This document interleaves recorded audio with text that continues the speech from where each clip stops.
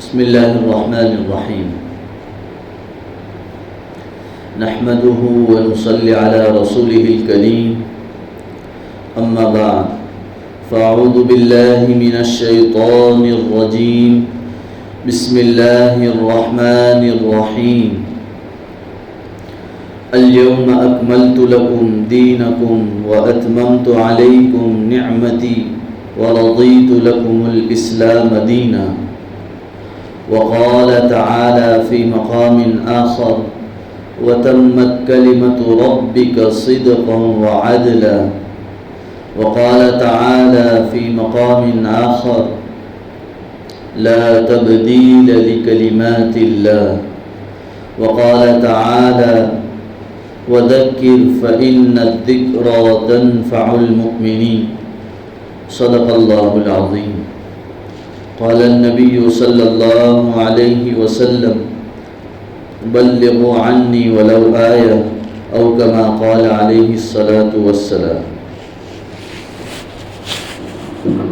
میرا عزیزوں اور دین ایمانی بھائیوں،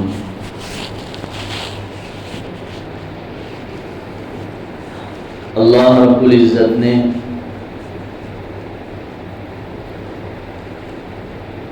بہت سارے احسانات ہم انسانوں پر فرمائے ہیں۔ اللہ رب العزت خود قرآن کریم میں فرماتا ہے وَإِن تَعُدُّوا نِعْمَةَ اللَّهِ لَا تُحْصُوهَا۔ میری نعمت اتنی ساری ہیں کہ اگر گننا چاہیں تو گن نہیں سکتے ہیں۔ انسانوں پر رب ذوالجلال نے بے شمار نعمتیں نازل فرمائی ہیں، اور اب بھی ہم اللہ کی رحمتوں سے اور اس کی برکتوں سے مالا مال ہو رہے ہیں۔ میرے عزیزوں، انسانوں پر جب بھی حالات آئے، جب بھی پریشانی آئی، مشکل میں آیا، اللہ کی پکڑ میں آیا، جب بھی انسان تکلیف، غم اور رنج و الم میں مبتلا ہوا، تو اس کا بڑا سبب اور کارن یہ رہا کہ اس انسان کی رب سے دوستی ٹوٹی، شریعت ٹوٹی، قرآن کریم چھوٹا، حکم الہی کو توڑا، اللہ سے بے تعلق ہوئے، تب انسان کا وہ حال ہوا کہ وہ رنج، غم، تکلیف، پریشانی، بے چینی، سکون اس کی زندگی سے چھن گیا۔ عالم کا آپ جائزہ لیجیے، پوری دنیا میں اور خصوصاً ہمارے ہندوستان میں آج مسلمانوں کی کیفیت، مسلمانوں کا عالم، مسلمانوں کی مسجدوں سے اندازہ لگایا جا سکتا ہے۔ کیا ہم وہی مسلمان رہے ہیں جو قرآن کریم کہہ رہا ہے؟ کیا ہم وہی مسلمان ہیں جو قرآن کریم کا سبب ہیں؟ قرآن کریم کہتا ہے کہ اللہ پر یقین رکھو، قرآن کریم کہتا ہے رسول والی زندگی گزارو، قرآن کریم کہتا ہے ہمارا ازدواجی زندگی کیسا ہونا چاہیے، ہمارا نکاح کا معاملہ کیسا ہو، ہمارا گھروں کا معاملہ کیسا ہو، ہمارا والدین کے ساتھ سلوک کیسا ہو، لوگوں کے ساتھ ہمارا برتاؤ کیسا ہو، ہر ایک کا سبق قرآن کریم دے رہا۔ اس کا مطلب یہ ہے کہ کائنات کا ہر ایک انسان قرآن کریم کا محتاج ہے۔ ہاں یہ بات الگ ہے کہ جو رب ذوالجلال کو حقیقی معنوں میں نہیں مانتا، جس کو ہم کافر کہتے ہیں، وہ قرآن کریم کو نہیں مانتے۔ ہم مسلمان ہیں، ہم کلمہ طیبہ پڑھنے والے ہیں، ہم اللہ اور رسول اور قرآن کریم پر یقین رکھتے ہیں، اپنا ایمان رکھتے ہیں۔ ہمارا ایمان ہے ہماری زندگی کا ہر مسئلہ قرآن کریم سے جڑا ہوا۔ جہاں مسئلہ قرآن کریم سے ٹوٹا، وہاں ہماری زندگی کا ٹرننگ پوائنٹ آ جائے، وہاں انسان جو ہے رب سے ٹوٹ جائے گا، اللہ سے ٹوٹے گا، قرآن کریم سے ٹوٹے گا، آدمی فوراً پریشانی میں آئے۔ ہر ایک چیز کا میرا اور آپ کا یقین ہے. ابھی 1:18:09 جو ہو رہی ہے، رب ذوالجلال کی قسم ہے، اللہ جو ہے ابھی اس معاملے میں قرآن کریم میں کیا کہنا چاہتا ہے اللہ نے لکھ دیا. ہاں یہ بات اور ہے کہ اس کو نکالنے والا وہ ماہر ہونا چاہیے، اس قرآن کریم کی آیت سے وہ بات سمجھانے والا ہونا چاہیے. اسی لیے شروع میں نے خطبے میں ایک آیت پڑھی، اليوم اکملت لکم دینکم واتممت علیکم نعمتی ورضیت لکم الاسلام دینا. اللہ رب العزت نے فرما دیا نبی صلی اللہ علیہ وسلم سے کہ دین مکمل ہو چکا، اسلام مکمل ہو چکا. ورضیت لکم الاسلام دینا. جس نے بھی کلمہ پڑھا لا الہ الا اللہ محمد الرسول اللہ صلی اللہ علیہ وسلم، اس کا قرآن پر یقین ہے، اللہ پر یقین ہے، رسول پر یقین ہے، فرشتوں پر یقین ہے، تمام انبیاء پر یقین ہے، موت کے بعد اٹھائے جانے پر یقین ہے، جنت جہنم کا یقین ہے، فرشتوں کا یقین ہے، ساری چیزوں کا یقین ہے، جس کو کہتے ہیں آمنت باللہ وملائکتہ وکتبہ ورسلہ والیوم الآخر والقدر خیرہ وشرہ من اللہ تعالی والبعث بعد الموت. یہ مکمل ایمان ہے. اب ذرا قرآن کریم کی طرف نظر اٹھائیے اور عالم اسلام اور پوری حکومت کی طرف نظر اٹھا کر دیکھیے کہ کیا حال ہوا ہے.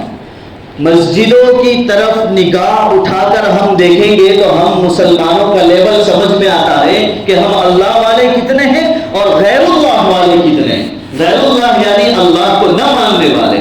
اللہ کو ماننے کا مطلب یہ هو سماکم المسلمین، مسلمان اس کو کہتے ہیں کہ اپنا پیشانی، اپنی جو یہ مبارک پیشانی ہے جس کو اللہ نے اوپر رکھا ہے، اللہ کے ہر حکم کے سامنے جھک جاتی ہے، سر تسلیم خم کر لیتی ہے. سماکم المسلمین اس کو کہتے ہیں کہ وہ مکمل فرما بردار ہے اپنے آقا کا، اپنے اللہ کا مکمل فرما بردار ہے. اس لیے اللہ نے کہا کہ جو ہے ایمان میں مکمل داخل ہو جاؤ، اسلام میں مکمل داخل ہو جاؤ. یوں نہ ہو کہ آدھا تیتر اور آدھا بٹیر ہو جائے، یہ نہیں. اب ہوا یہی ہے جس کی وجہ سے مسلمان آج جو ہے شکنجے میں ہیں، لوگوں کے نشانے پر ہیں، ہر طرف سے حالات میں ہیں. اور یاد رکھو اسلام ایک، اللہ ایک، رسول ایک، کتاب ایک، ہمارا نبی بھی ایک ہے. ہم جو ہے کہیں بھی اور کبھی بھی جو ہے قرآن کریم کے ساتھ تبدیلی برداشت نہیں کر سکتے.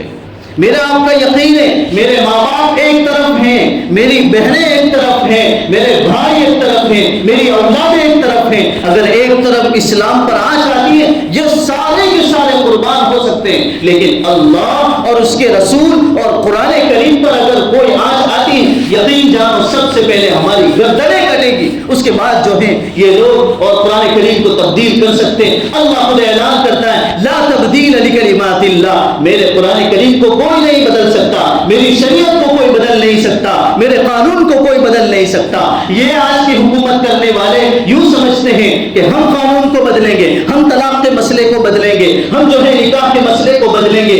UCC یونیفارم سیول کوڈ لا کر ہم کو یہ جتانا چاہتے ہیں کہ ہم قانون الہی کو بدلے.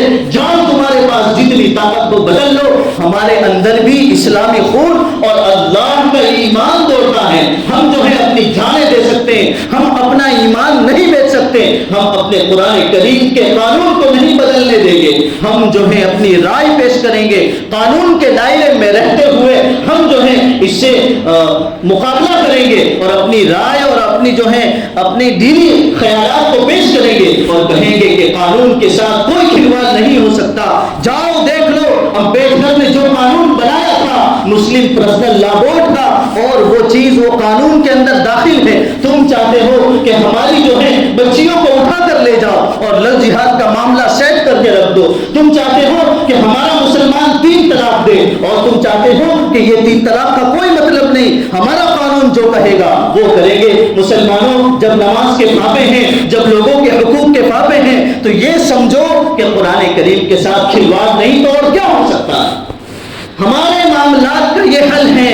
اللہ تعالیٰ اللہ کے نبی صلی اللہ علیہ وسلم کی زبانی فرماتے وَقِنَا شَرَّ مَا قَضَيْتَ، دنیا کے اندر، دنیا کی دھرتی پر رہتے ہوئے اس زمین پر تم جیسے اعمال کرتے ہو، وَقِنَا شَرَّ مَا قَضَيْتَ، تمہارے اعمال کے فیصلے اوپر سے اترتے ہیں۔ بہت ساری حکومتیں وہ آئیں گی، اس سے خطرناک حالات آئیں گے کہ تمہاری ماں بہنوں کے ساتھ، اس سے پہلے بھی میں نے کہا تھا میری بھی بہنیں ہوگی، میری بھی مائیں ہوگی، قانون بدل جائے گا، شریعت بدل جائے گی، تم کچھ نہیں کر سکتے۔ اس وقت کہنا نہیں کہ ہمیں سمجھایا نہیں گیا تھا، ہمیں نہیں بتایا گیا تھا کہ ہمیں کیا کرنا ہے۔ اللہ کے بندو، سب سے پہلے جس چیز کی ضرورت ہے وہ یہ ہے اليوم اکملت لکم دینکم واتممت علیکم نعمتی، اللہ نے جو قرآن ہمیں دیا ہے اس پر مکمل آنا پڑے گا، ورنہ یاد رکھو ایسے کئی قانون لاگو پڑنے والے ہیں کہ تم سے چنو چرا نہیں ہوگا، تم کچھ نہیں بول سکتے۔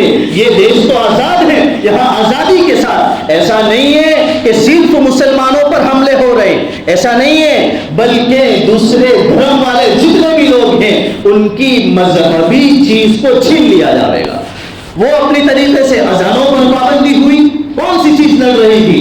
آج میں تمہیں بتاؤں کہ اذان کے معاملے میں کیا ہوا۔ اذان کے معاملے میں یہ ہوا کہ اذان صحیح دینے والا نہیں ہے۔ نماز کے معاملے میں کیا ہوا؟ لاؤڈ اسپیکر اس طرح ہوئے کہ خوب چلانے والے مل گئے۔ اذانوں کے اندر کیا ہوا؟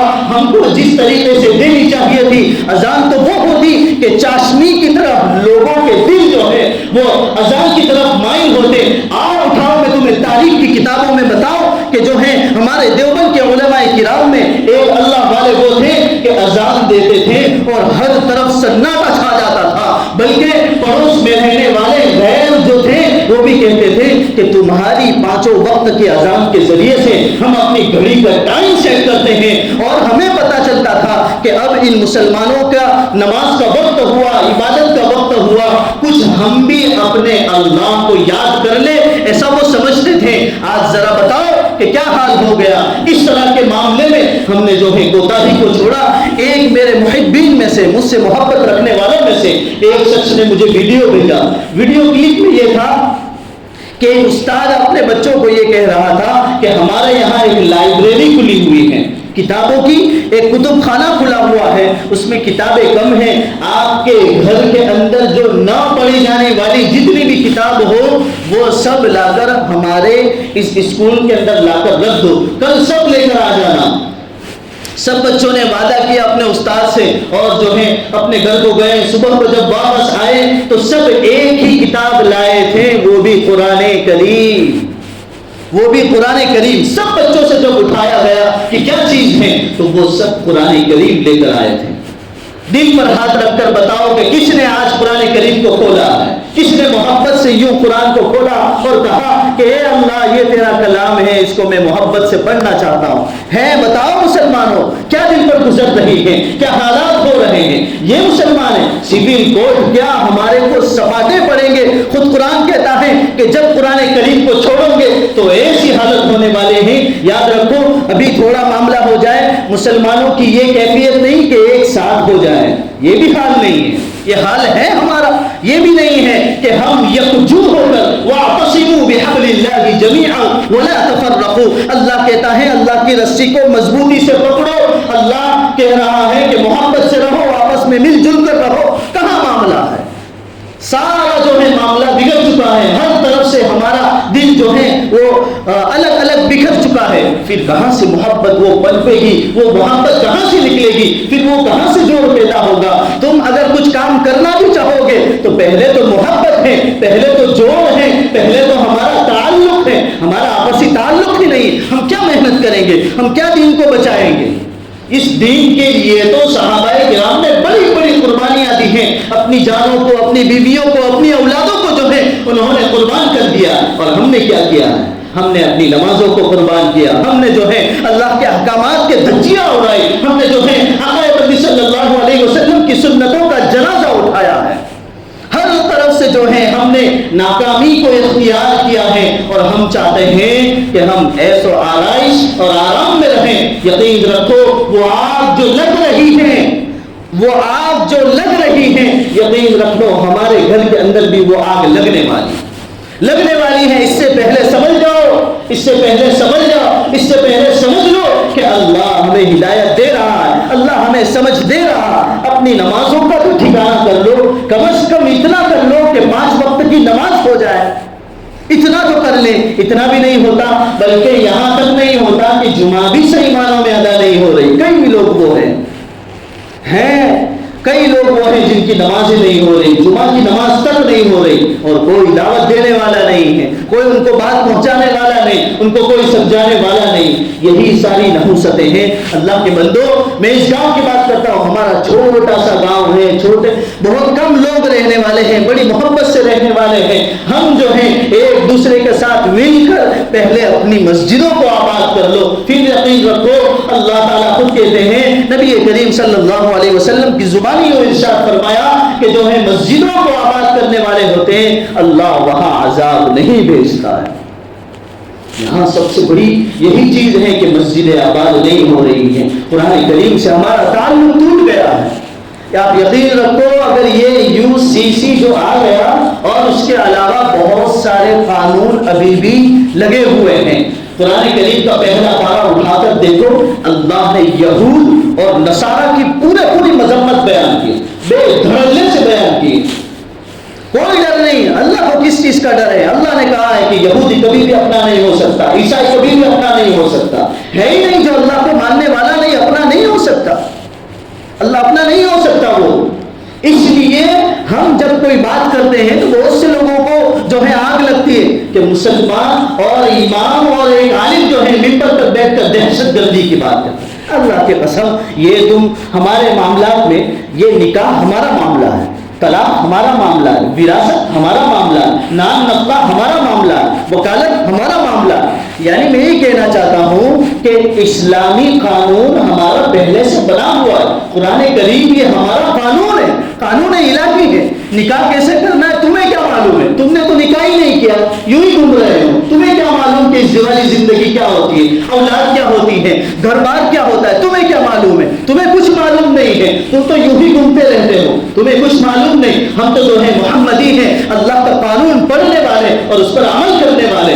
ہمارے معاملے میں تمہیں دخل اندازی کرنے کی کیا ضرورت ہے؟ ہم جیسے نکاح کریں، ہم شریعت محمدی کے مطابق نکاح کریں گے، نہیں لکھ سکا، نہیں معاملہ سیٹ ہوا، ہم جو ہے اپنی شریعت کے مطابق طلاق دے دیں گے، تمہیں اس سے کیا مسئلہ؟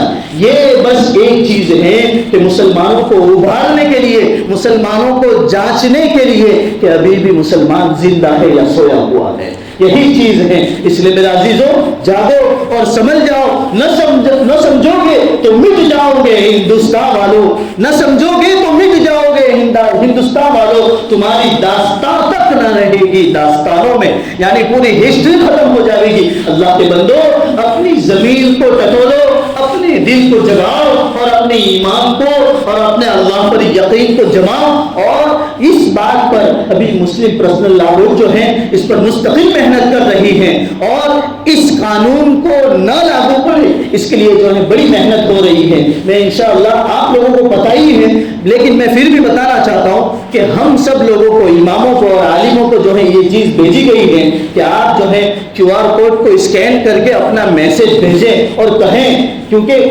قانون نے یہ بتایا ہے کہ اگر کسی کو کوئی پرابلم نہیں ہے تو ہم جو ہے اس کو لاگو کر دیں گے۔ تو ہمارا اتنا ضرور فریضہ بنتا ہے، جو لوگ موبائل کو چلانا جانتے ہیں، جو سسٹم چلانا جانتے ہیں، وہ اپنے ای میل کے ذریعے سے، جی میل کے ذریعے سے جو ہے میسج کرے، اور صرف اپنا نام لکھنا ہے اور اس کے اگینسٹ میں ہمارا نام، اپنا ووٹ پہنچ جائے گا کہ ہمیں جو ہے یہ منظور نہیں ہے، شریعت کے ساتھ کوئی بھی کھلواڑ ہم برداشت نہیں کر سکتے۔ انشاءاللہ اس کے بعد جو ہمارے علماء کرام، ہمارے بڑے جو ہیں وہ کیا بتاتے ہیں اس پر عمل کریں گے، لیکن جو ہے ہمیں ابھی فی الحال یہ کرنا ہے۔ میں انشاءاللہ اس کو آویزہ کر دوں گا بور پر کہ کیا کرنا ہے، کیا چیز ہے۔ آپ مجھ سے زیادہ جانتے ہیں، سیاست میں زیادہ نہیں جانتا، لیکن UCC کے بارے میں تھوڑا بہت جو سنا، علماء نے جو ذمہ داری دی اس کو میں نے بتایا، اور اس کا اصل ماخذ اور مقصد یہی ہے کہ میرا عزیزوں، ہمیں قرآن کریم کو مضبوطی سے پکڑنا ہوگا۔ ہم کیسے بھی ہوں، کتنے بھی گندے ہیں، لیکن اتنا یاد رکھو ہماری شریعت بہت پاک، ہمارا اللہ بڑا پاک ہے، ہمارا رسول بڑا پاک ہے، ہم اس کی حفاظت کر لیں گے۔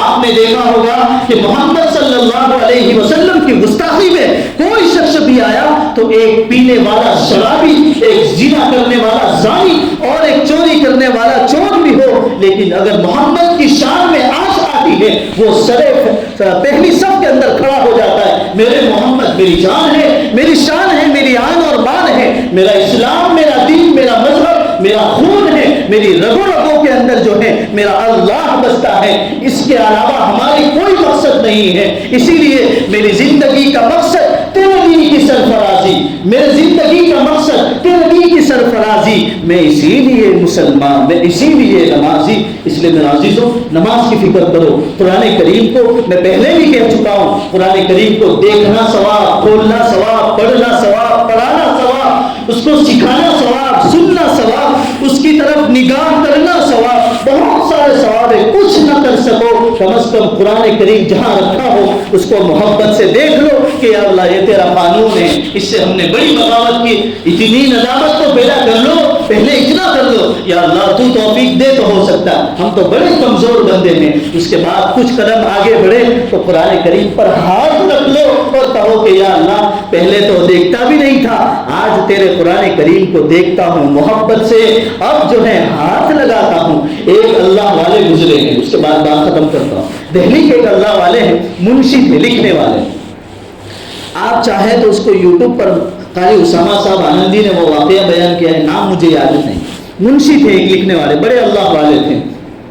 تو ایک صاحب کا انتقال ہو گیا، اس راستے سے وہاں گزر رہے تھے، انہوں نے کہا کہ آپ بڑے اللہ والے منشی ہیں اور سرکاری دفتر میں کام کرتے ہیں، آپ جو ہے جنازے کی نماز پڑھا لیں۔ انہوں نے کہا میں مسافر آدمی ہوں، میں نماز نہیں پڑھاتا۔ انہوں نے کہا کہ منشی آپ کو جو میرے شوہر ہیں وہ پہچانتے ہیں کہ آپ بڑے اللہ والے ہیں، اس لیے انہوں نے وصیت کی ہے کہ جب میرا انتقال ہو اس وقت میں جنازے کی نماز یہ منشی صاحب پڑھائیں گے۔ انہوں نے کہا ٹھیک ہے ہم نماز پڑھا لیتے ہیں۔ جنازے کی نماز پڑھائی، دفن کے لیے جب وہاں گئے تو انہوں نے قبر کھودی ہوئی تھی، جنازے کو رکھا، میت کو رکھا اور جو ہے اس کے بعد آ گئے واپس۔